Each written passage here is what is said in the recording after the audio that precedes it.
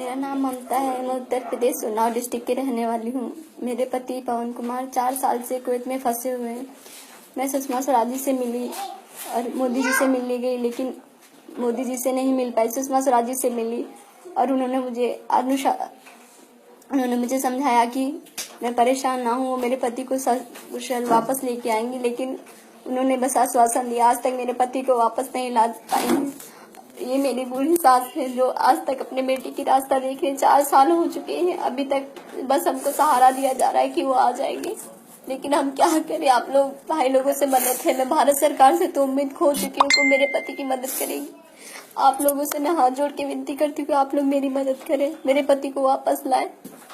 ये मेरी मम्मी है जो कि मेरे पति मेरे घर का इकलौता सहारा है और उनके सिवा हमारा कोई नहीं है यहाँ जो हमारी मदद कर सके। मैं आप भाई लोगों से हाथ जोड़ के विनती करती हूँ कि मेरे पति की मदद करें। ये थी ममता। ये हमारे पवन जी जो 4 साल से फंसे हुए हैं कुवैत में, उनकी धर्मपत्नी है। ये इनकी छोटी बच्ची है। 4 साल से इन्होंने अपने पिताजी को एक बार भी सामने से नहीं देखा है। होली, दिवाली, ईद जितने त्योहार निकल रहे हैं इन 4-5 सालों में, आज तक कोई भी त्योहार में पवन अपने घर वालों के साथ नहीं रहे हैं।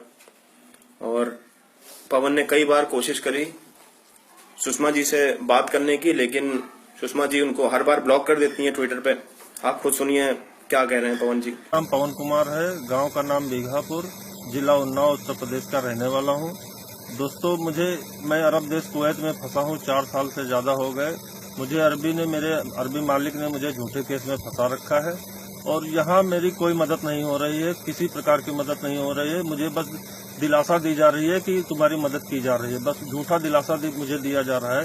सुषमा स्वराज जी ने 1 साल पहले ट्वीट करके मुझे मैसेज दिया था कि पवन तुम्हारे ऊपर केस लगा है, तुम वकील कर लो। सुषमा जी के कहने के बाद एम्बेसी ने मुझे वकील दिलाया और मेरे साथ धोखेबाजियां की जा रही हैं। एम्बेसी वाले यहाँ कोई बराबर मदद नहीं कर रहे हैं, न ही करवा रहे हैं।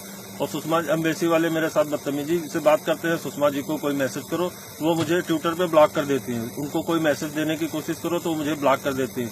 अब तक 4 बार मुझे ब्लॉक कर चुकी हैं। अभी फिर मेरा ट्विटर अकाउंट सुषमा जी ने ब्लॉक कर रखा हुआ है। तो दोस्तों, मैं क्या करूं, आप लोग बताओ। मैं किससे अपनी फरियाद करूं? एम्बेसी वालों की लापरवाही की वजह से मैं यहाँ फंस गया हूँ। एम्बेसी वालों ने गलती करी, सजा मैं भुगत रहा हूँ। मेरी क्या गलती है दोस्तों? मैंने यहाँ कोई जुर्म नहीं किया है। गलती एम्बेसी वालों ने करी और मैं जानता हूँ मेरी मदद क्यों नहीं हो रही। मेरी मदद जानबूझकर एम्बेसी वाले नहीं कर रहे हैं, क्योंकि मैं दलित समाज से हूँ। इन लोगों ने जबरदस्ती मुझसे जाति पूछी थी।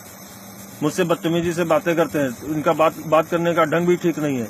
मैं यहाँ बहुत परेशान हूँ। मुझसे मेरे बहुत सारे दोस्त हैं जो मुझे आश्वासन देते रहते हैं। मीडिया वाले हैं, नेता लोग हैं। इन लोगों से मैंने बहुत लोगों से बातचीत करने की कोशिश की, लेकिन कोई सुनवाई नहीं हो रही। विदेश मंत्रालय में मेरी पत्नी जाती है, पीएमओ ऑफिस में भी जाती है।